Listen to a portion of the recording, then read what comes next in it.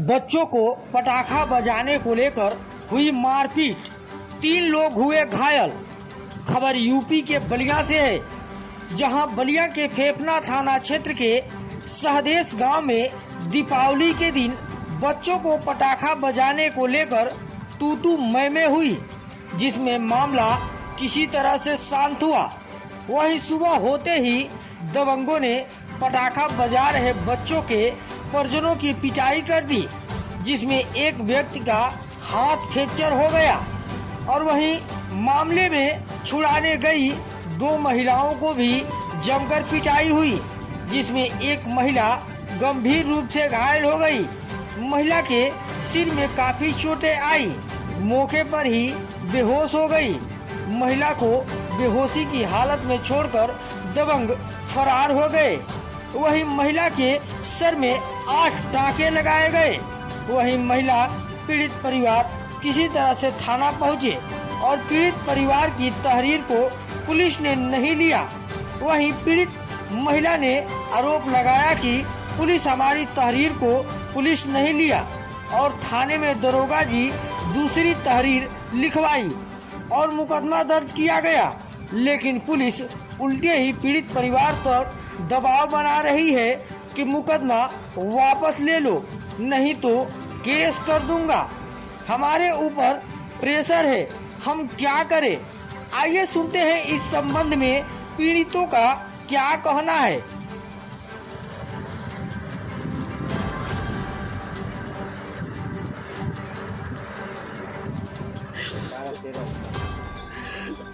प्रशासन के रहते हुए सब हम लोग को कुछ नहीं हो पा रहा है।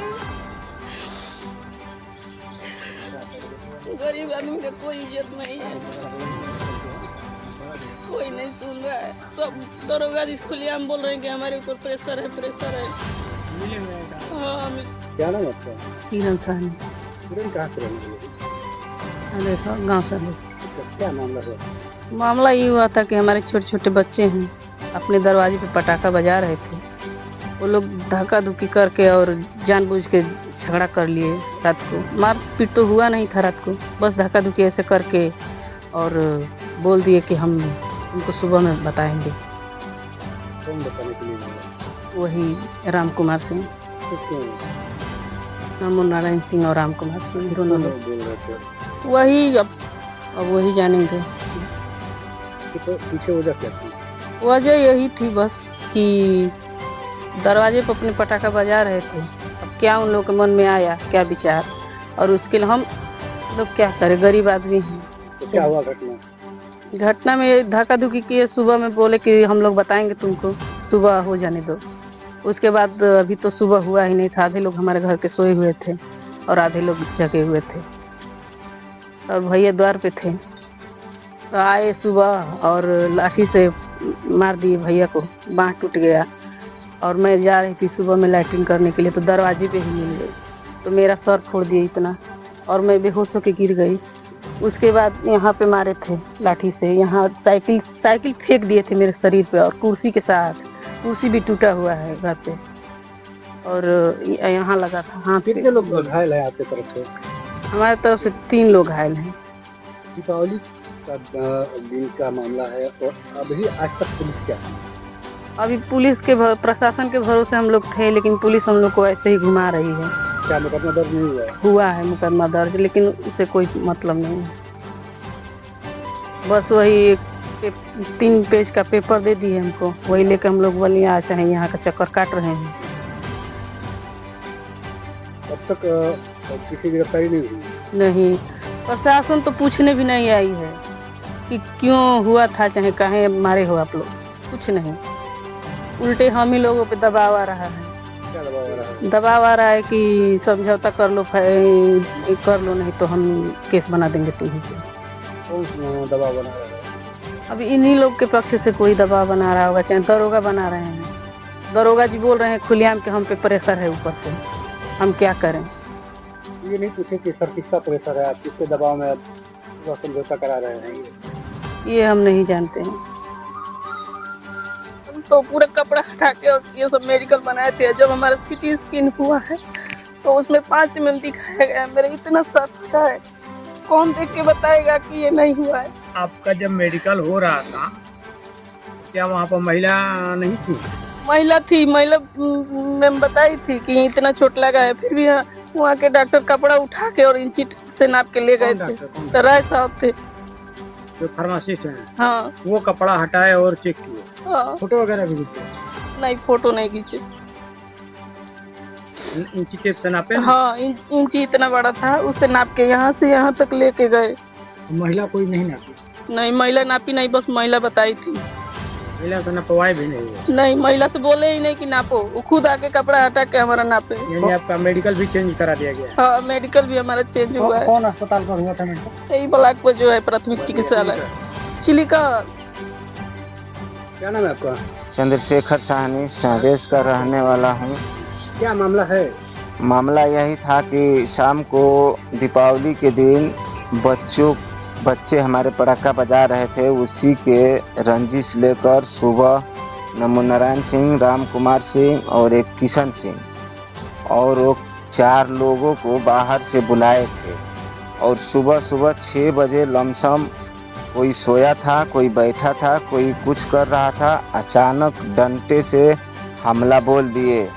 हम लोग बाहर थे तो हम लोगों को मार दिए और हमारे औरतों को घर में घुसकर वो मारे और बहुत बुरी तरह से मारे। आखिर क्यों मारपीट हुई? वजह क्या थी मारपीट का? वही जो बच्चे पटाखा शाम को बजा रहे थे उसी के रंजिश में।